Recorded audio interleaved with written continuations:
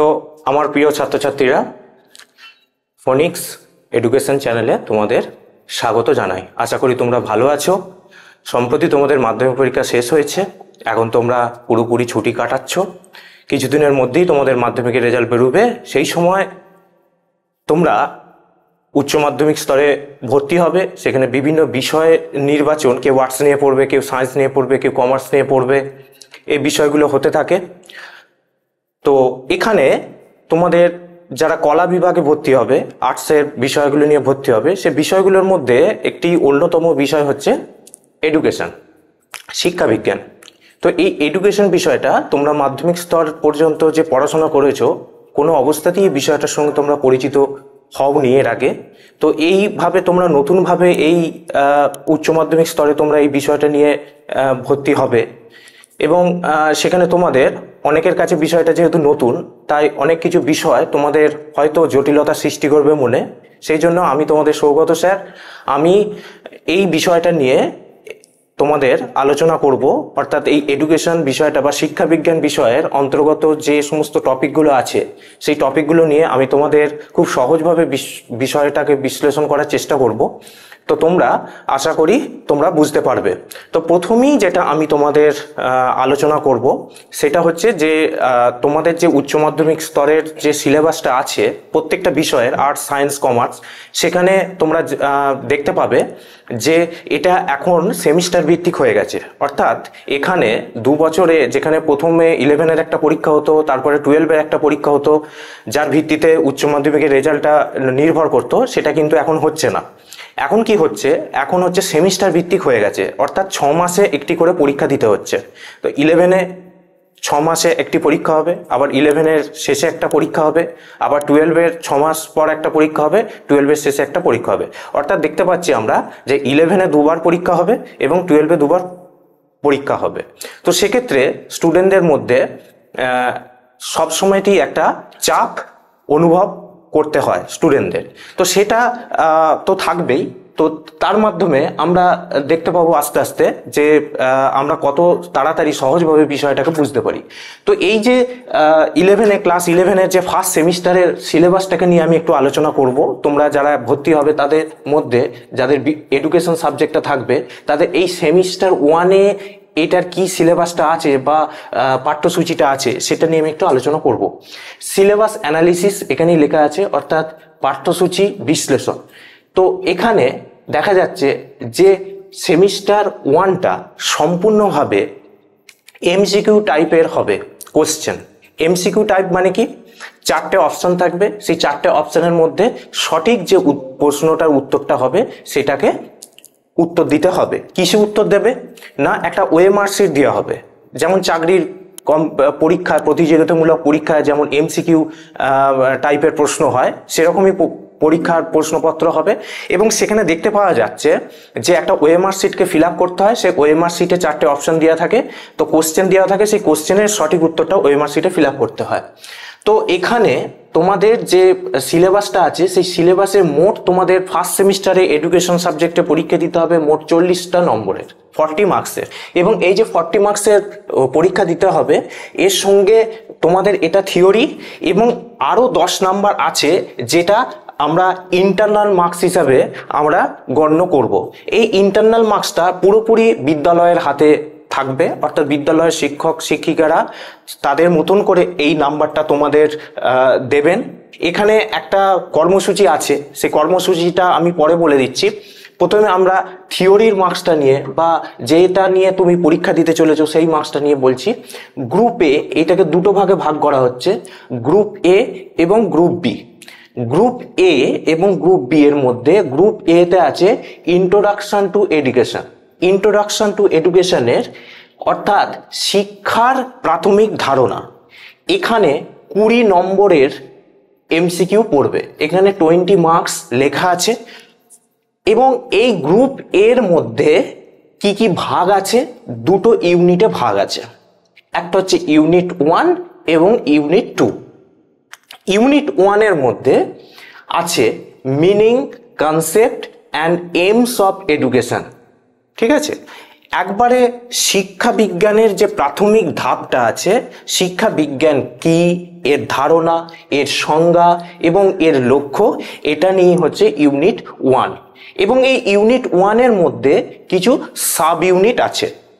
Sub ইউনিটগুলো কি কি না, মিনিং অফ এডুকেশন, শিক্ষা বিজ্ঞানের অর্থ, ধারণা, সংজ্ঞা, প্রকৃতি, পরিধি এবং এর সংকীর্ণ এবং ব্যাপক ধারণা। আমি এই বিষয়টাকে নিয়ে একটু আলোচনা করে দিচ্ছি যে শিক্ষা শব্দটা কোথা থেকে এসেছে। একটা ভারতীয় এবং ভারতের বাইরে পাশ্চাত্য যে দেশগুলো আছে সেখান থেকে শিক্ষা শব্দটা কি থেকে এসেছে, অর্থাৎ কোন বিষয় থেকে আমরা যে শিক্ষা শব্দটা জানছি সেটা কিভাবে এসেছে, সেইটাকে নিয়ে হচ্ছে মিনিং, কনসেপ্ট অ্যান্ড ডেফিনেশন। এবার এখানে আছে নেচার অ্যান্ড প্রকৃতি। নেচার বা প্রকৃতি এবং স্কোপ বা পরিধি। নেচার মানে কি, প্রকৃতি। তাহলে আমাদের নিজেদের এক একটা প্রকৃতি আছে, কেউ শান্ত স্বভাবের, কেউ রাগী স্বভাবের। হ্যাঁ, তো শিক্ষা বিজ্ঞানের কি নেচার বা প্রকৃতি সেটা আমাদের আলোচনার বিষয়। এবং স্কোপ, পরিধি, কতটা জায়গা জুড়ে শিক্ষা বিজ্ঞান বিষয়টা ছড়িয়ে আছে সেইটা হচ্ছে scope. Narrow and wider concept, সংকীর্ণ এবং ব্যাপক ধারণা। শিক্ষার একটা সংকীর্ণ ব্যাপক ধারণা আছে। সংকীর্ণ অর্থে শিক্ষাটা কি, সংকীর্ণ অর্থে শিক্ষা হচ্ছে সেই শিক্ষা যেটা চার দেয়ালের গণ্ডির মধ্যে যে শিক্ষা ব্যবস্থাটা আছে সেইটা সংকীর্ণ অর্থে শিক্ষা। অর্থাৎ আমাদের যে বর্তমান যে বিদ্যালয় শিক্ষা ব্যবস্থাটা, যেটা একটা নির্দিষ্ট নিয়ম মাফিক হয়, যেটার একটা ডিসিপ্লিন আছে, নির্দিষ্ট পাঠ্যসূচিকে কেন্দ্র করে এই শিক্ষা ব্যবস্থাটা হয়, এগুলো হচ্ছে ন্যারো কনসেপ্ট অফ এডুকেশন। আর ওয়াইডার কনসেপ্ট কি না, যে শিক্ষাটা সারা জীবনব্যাপী চলে, অর্থাৎ যে শিক্ষার কোনো শেষ নেই। ন্যারো কনসেপ্টের শিক্ষার একটা লিমিট আছে যে এইটার পর ডিগ্রি অর্জন করাটা এই শিক্ষার মূল উদ্দেশ্য, কিন্তু তারপরে কিন্তু আমরা সারা জীবনভাবে ন্যারো কনসেপ্টে কিন্তু শিক্ষা নেব না, একটা সময় শেষ হয়ে যাবে। কিন্তু ওয়াইডার কনসেপ্ট হচ্ছে একদম মৃত্যুর আগে পর্যন্ত যে শিক্ষা, সেই শিক্ষাটাকে বলা হয় ওয়াইডার কনসেপ্ট বা ব্যাপক অর্থে শিক্ষা, যে শিক্ষার কোনো শেষ নেই, সারা জীবনব্যাপী শিক্ষা।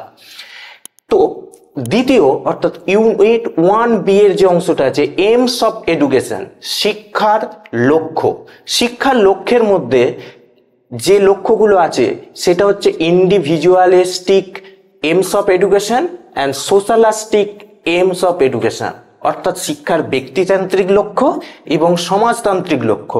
ব্যক্তিতান্ত্রিক লক্ষ্য অর্থাৎ ব্যক্তি, মানুষ এই শিক্ষার মূল কেন্দ্রে অবস্থিত, যেখানে ব্যক্তিকে প্রাধান্য দেওয়া হচ্ছে তাকে বলা হচ্ছে ব্যক্তিতান্ত্রিক লক্ষ্য।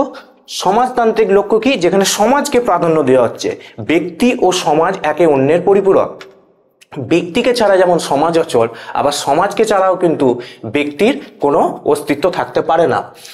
তো আর একটা আছে স্পেসিফিক এইমস অফ এডুকেশন, অর্থাৎ কনস্টিটিউশন বা সংবিধানের ভিত্তিতে যে এইমস আছে সেটার মধ্যে আছে ডেমোক্রেসি অ্যান্ড সেকুলারিজম। ডেমোক্রেসি মানে হচ্ছে গণতন্ত্র এবং সেকুলারিজম হচ্ছে ধর্মনিরপেক্ষতা। তো এই দিক থেকে কি কি আছে সেটা আমরা জানবো। নেক্সট হচ্ছে unit 1C, factors of education, অর্থাৎ শিক্ষার বিভিন্ন ফ্যাক্টর।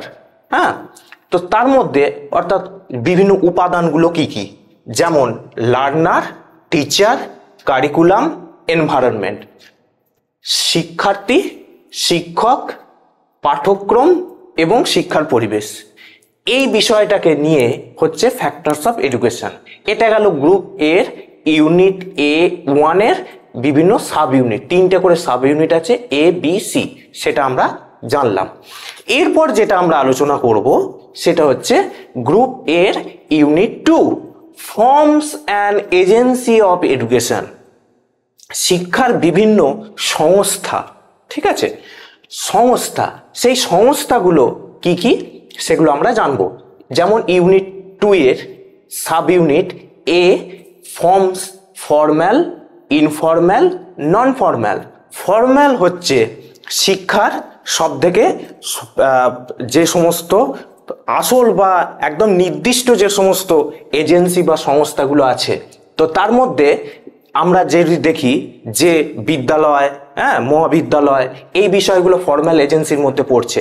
তারপর হচ্ছে শিক্ষা ইনফর্মাল এজেন্সি, অর্থাৎ যে সংস্থাগুলো ডিরেক্টলি নয়, ইনডাইরেক্টলি যে সমস্ত সংস্থাগুলো আছে সেগুলোকে বলা হচ্ছে ইনফর্মাল এডুকেশন এজেন্সি, যেমন ফ্যামিলি। তারপর হচ্ছে নন ফর্মাল এডুকেশন, অর্থাৎ সমস্ত ক্ষেত্রে যেটা হচ্ছে দূরাগত শিক্ষা, মুক্ত শিক্ষা, এই সমস্তগুলোকে হচ্ছে নন ফর্মাল এডুকেশন, যেটাকে বাংলায় বলে প্রথা বহির্ভূত শিক্ষা সংস্থা। তো এগুলোর আমরা কি কি পড়বো, এগুলো খুব ডিটেলসে পড়বো। আমি আজকে খুব সংক্ষেপে তোমাদের বলে দিচ্ছি, যেটার meaning, concept, need, role and limitation, অর্থাৎ এইটার ধারণা, অর্থ, এটার প্রয়োজনীয়তা, ভূমিকা এবং এর কি কি সীমাবদ্ধতা আছে সেগুলো আমরা জানব। এরপর আরও কিছু কিছু যে সংস্থা আছে সেগুলোকে স্পেসিফিকভাবে মেনশন করে দেওয়া হয়েছে। স্কুল, ফ্যামিলি, একটু আগে আমি বলছিলাম ফর্মাল ইনফর্মালের মধ্যে এগুলো পড়ে। স্কুল বা বিদ্যালয়, ফ্যামিলি বা পরিবার, মাস মিডিয়া, গণমাধ্যম, নিউজ পেপার, সংবাদপত্র, TV, radio, cinema, internet, library, বিভিন্ন religious institution, open school, open university, এগুলো এজেন্সিগুলো আলাদা করে পড়তে হবে। একটা জিনিস লক্ষ্য করবে যে এখানে যে সমস্ত সংস্থাগুলো দিয়েছে তার কেবলমাত্র রোল বা ভূমিকাটা পড়তে হবে, এর মধ্যে কিন্তু অন্যগুলো এর মধ্যে থাকবে না, শুধুমাত্র ভূমিকাগুলো। এরপর ইউনিট 2 এ সি যে সাব ইউনিটটা আছে, সেই সি সাব ইউনিটটার মধ্যে কি কি আছে আমরা একটু দেখে নিই। বিভিন্নভাবে গাইডিং এজেন্সি, অর্থাৎ যে সমস্ত সংস্থাগুলো আমাদেরকে নিয়ন্ত্রণ করে সেগুলো আমরা পড়ব। কিছু কিছু নাম তোমরা আগে শুনে থাকবে, আবার কিছু কিছু নাম তোমরা এর আগে কোনোদিন শোনোনি। যে কোনো বিভিন্নভাবে বিদ্যালয় শিক্ষা ব্যবস্থা, বিভিন্নভাবে কলেজ, বিশ্ববিদ্যালয়, যে সমস্ত সংস্থাগুলো আছে এগুলোকে নিয়ন্ত্রণ বা কন্ট্রোল করে যে সমস্ত এজেন্সিগুলো, সেই এজেন্সিগুলো গাইডিং এজেন্সির মধ্যে পড়ছে।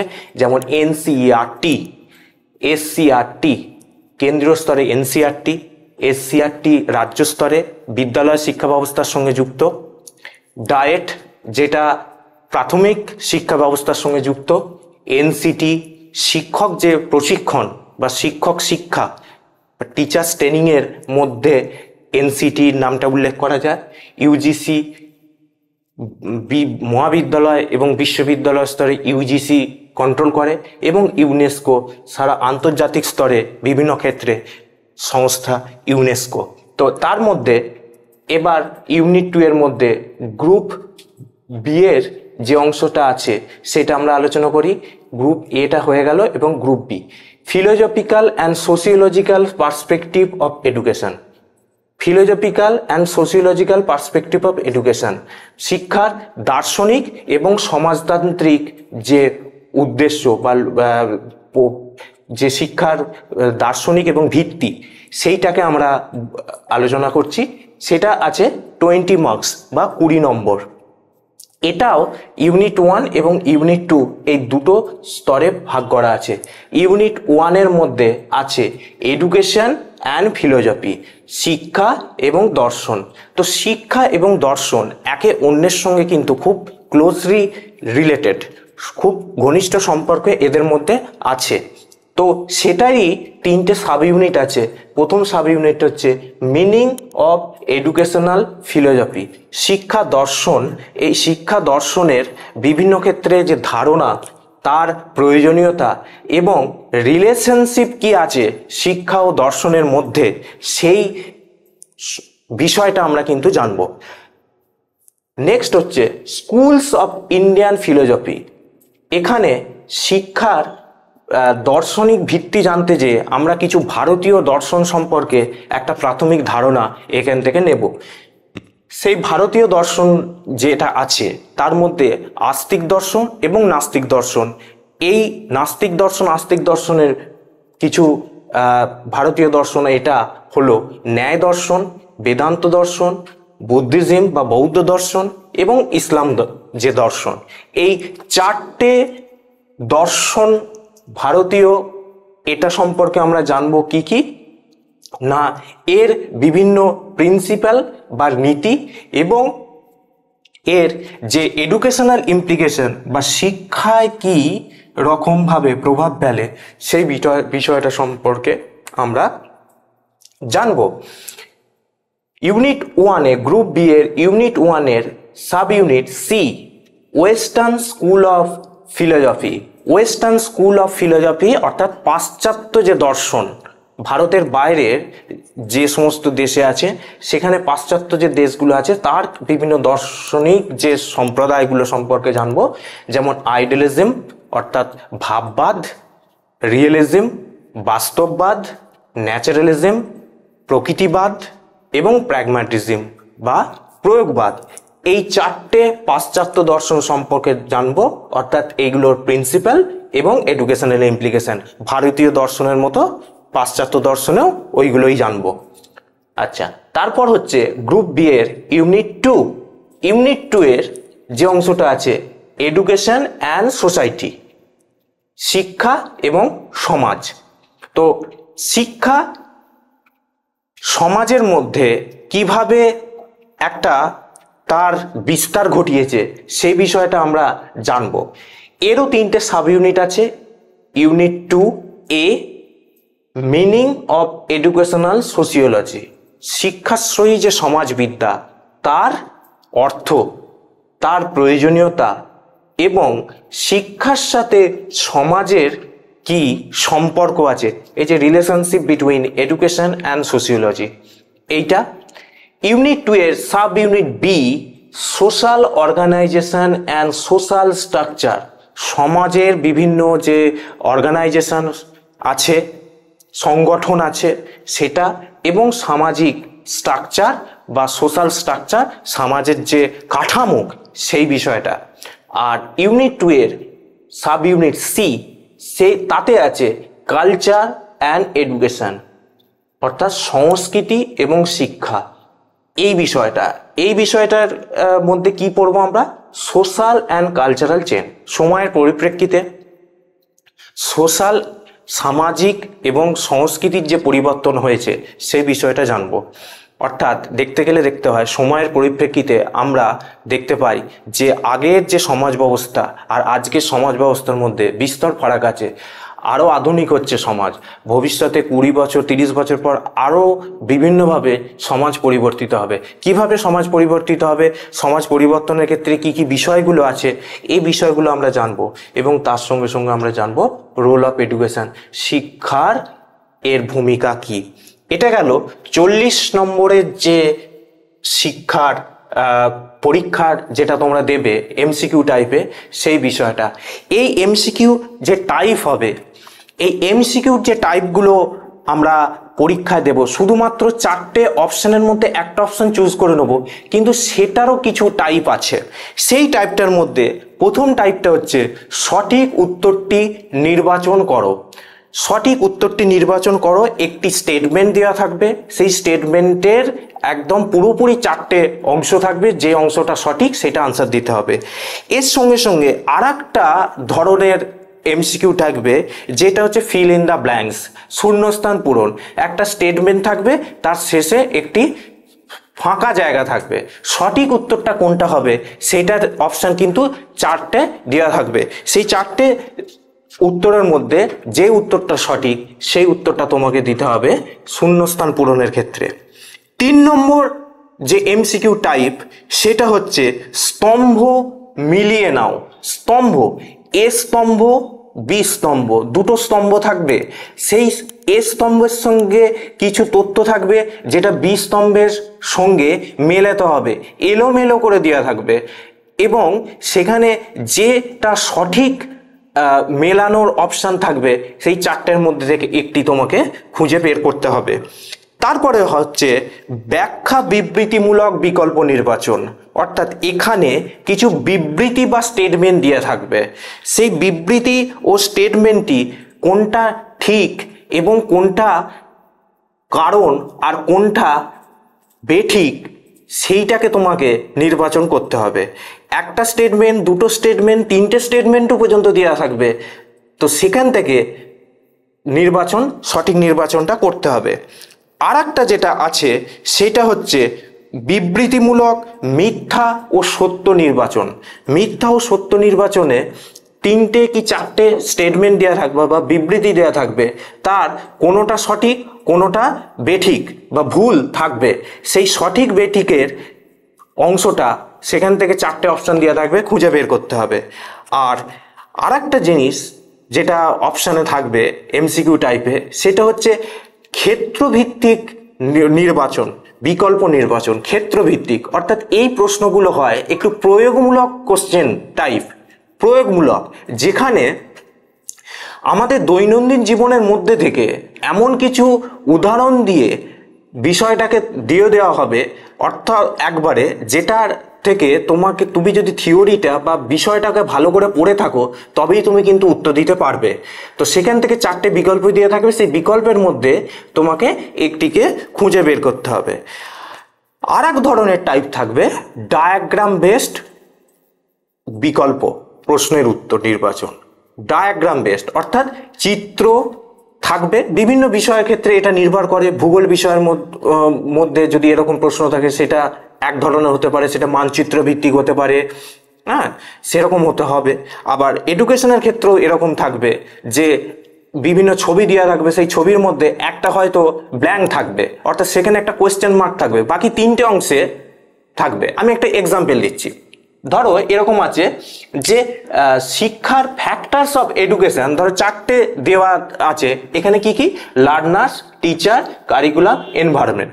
ধরো 4টে অংশের মধ্যে 3টে দিয়ে দিয়েছে, একটা জিজ্ঞাসা চিহ্ন আছে, সেটা কি হবে? সেটা 4টে অপশান থাকবে, তার মধ্যে যেটা উত্তর হবে সেটা দিতে হবে, অর্থাৎ ছবির মাধ্যমে। আর তারপরে হচ্ছে ভেন ডায়াগ্রাম। ভেন ডায়াগ্রাম একটা অন্যতম একটা ডায়াগ্রাম, যে ডায়াগ্রামের মধ্যে থাকবে কি বিভিন্ন কনসেপ্টকে বেস করে কিছু ডায়াগ্রাম দেওয়া থাকবে, সেই কনসেপ্টের উপর বেস করে তোমাকে কিন্তু উত্তরটা দেওয়া থাকবে। যখন এই বিষয়গুলো আলোচনা হবে ধীরে ধীরে, তখন আমি কিন্তু এই এমসিকিউ টাইপের কোশ্চেনগুলো নিয়ে কোন ধরনের এমসিকিউ, যেমন আমি মুখে বললাম সেটাকে কিন্তু আমি এক্সাম্পল দিয়ে দেখিয়ে দেবো, যাতে তোমরা সঠিকভাবে বুঝতে পারো। ঠিক, এরপর আমি ইন্টারনাল যে অংশটা আছে, যেটা 10 মার্কস আছে, যেটা আমি প্রাইমারি স্টেজেতেই আমি কিছুটা আলোচনা করে বললাম যে পরে বলবো, এটা গ্রুপ ডিসকাশন অথবা ডিবেট, এটা স্কুল অনুযায়ী কিন্তু ডিপেন্ড করে। গ্রুপ ডিসকাশনে একটি টপিক দেওয়া হবে, সেই টপিকটার উপর তোমার কতটা ধারণা, কতটা গুছিয়ে বলার ক্ষমতা, কতটা ভাষার সাবলীলতা, কতটা তুমি ভালোভাবে বলতে পারছো ভাষাকে ব্যবহার করে, সেইটা দেখা হয়। সেটা ইন্ডিভিজুয়াল ডিসকাশনও হতে পারে। আবার এটা একটা আছে ডিবেট বা বিতর্কমূলক বিষয়, অর্থাৎ কোনো একটা টপিক, সাম্প্রতিক কোনো ঘটনা বা টপিকের ওপর দেওয়া হলো, সেইটায় কিছুজন থাকবে পক্ষে, কিছুজন থাকবে বিপক্ষে। সেই পক্ষে এবং বিপক্ষে সবাইকেই কিন্তু কিছু না কিছু বলতে হয়। সেখান থেকে তোমার ওই সাম্প্রতিক বিষয়টা সম্পর্কে তুমি কতটা সজাগ, কতটা তোমার ধারণা আছে, সেইটা জানাটাই হচ্ছে এইটার উদ্দেশ্য। সেখানে তোমাকে কিন্তু এই বিষয়টা বলতে হবে, অর্থাৎ এখানে কিন্তু 5, 5, 10 এখানে দেওয়া থাকবে। তো এইভাবে আমরা সেমিস্টার 1 বা ক্লাস 11-এর এই অংশটা কিন্তু আমরা জানলাম। ঠিক, তো এইভাবে আমরা সেমিস্টার 1-এর এই বিষয়টা সম্পর্কে যে জানলাম, তোমরা আশা করি এটা খুব ভালোভাবে বুঝতে পেরেছো।